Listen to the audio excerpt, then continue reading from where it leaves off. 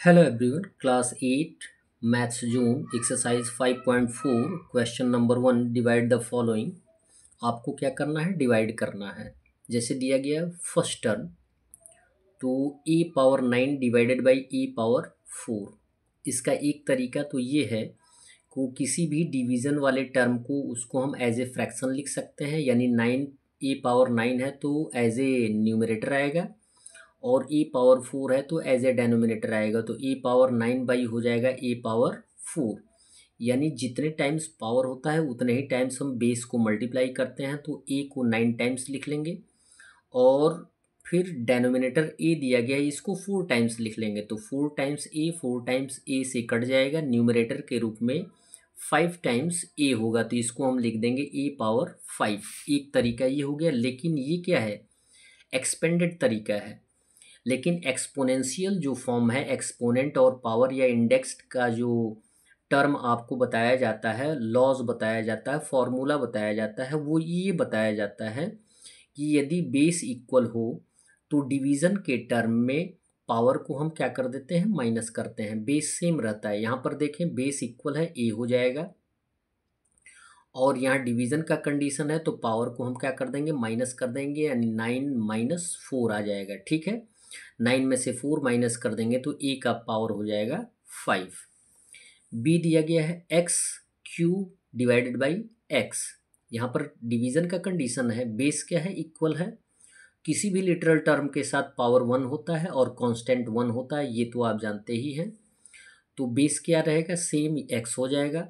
Power को क्या कर देंगे, हम माइनस कर देंगे तो 3 माइनस 1 हो जाएगा।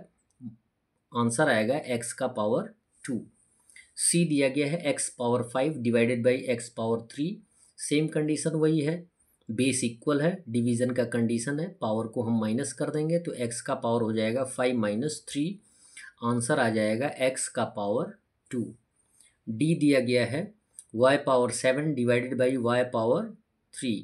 यहाँ भी बेस इक्वल है तो बेस सेम होगा, वाई पावर को क्या कर देंगे, माइनस कर देंगे तो 7 माइनस 3 हो जाएगा वाई पावर 4।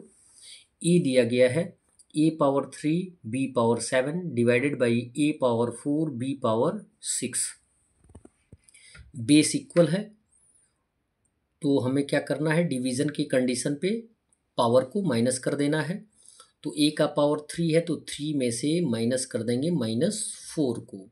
यहाँ पे बी है तो बी लिखेंगे, बी का पावर 7 माइनस हो जाएगा 6। अब सॉल्व करेंगे तो 3 जो पॉजिटिव है वो कम है और नेगेटिव यहाँ पे ज़्यादा है तो ए का पावर आंसर में के रूप में आ जाएगा -1। जबकि एक आपको ऑलरेडी बताया गया है कि यदि हमारे पास दो इंटीजर हों, एक नेगेटिव और एक पॉजिटिव, तो हम क्या करते हैं, माइनस करते हैं। बड़ी वाली संख्या में से छोटी वाली संख्या को माइनस करेंगे तो 1 आएगा और यदि बड़ी वाली संख्या नेगेटिव होगी तो आंसर भी क्या होगा, नेगेटिव होगा।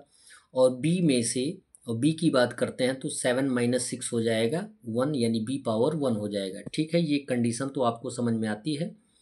लेकिन आप ये जानते हैं कि कभी भी किसी भी बेस का पावर यदि निगेटिव होता है तो उसको हम पॉजिटिव बनाते हैं। कैसे बनाते हैं, इन्वर्स करके। इन्वर्स कैसे करते हैं, ए बाई 1 लिखेंगे तो इसको हम इन्वर्स करेंगे तो 1 बाई ए हो जाएगा और पावर हो जाएगा 1।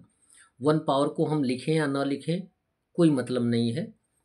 और यहाँ पे बी पावर 1 है तो ये हो जाएगा बी, यानी इसका answer A by 1 by A into B होगा। तो इसको हम ऐसे भी लिख सकते हैं बी बाई ए के रूप में।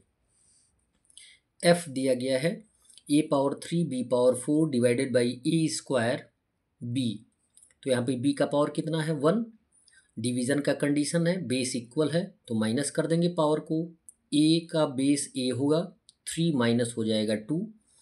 और फिर बी का पावर कितना है, यहाँ पे 4 और यहाँ पे 1, तो बी पावर हो जाएगा 4 माइनस 1। माइनस कर देंगे तो 3 माइनस 2 हो जाएगा ए का पावर 1 और बी 4 माइनस 1 हो जाएगा 3। इसको हम लिख लेंगे, पावर यदि 1 होता है तो हम नहीं भी लिखते हैं तो इसको लिख लेंगे ए बी पावर 3।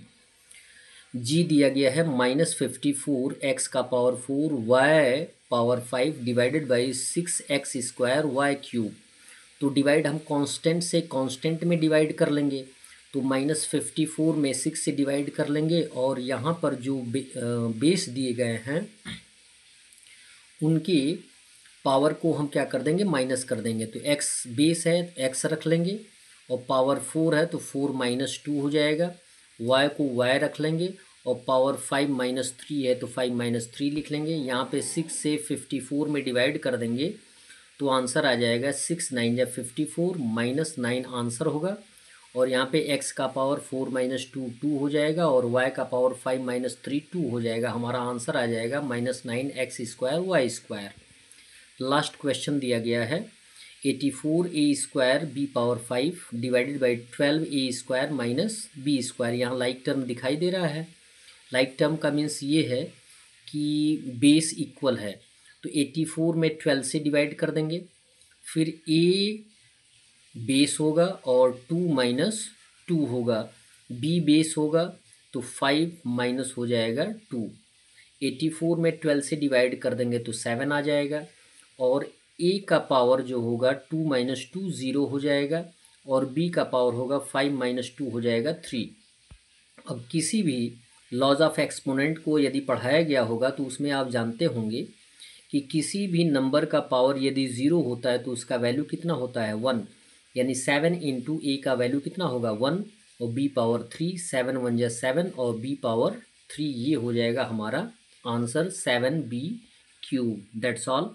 वीडियो को लाइक करें और चैनल को अवश्य सब्सक्राइब करें, और अन्य मित्रों से भी बताने का प्रयास करें। धन्यवाद।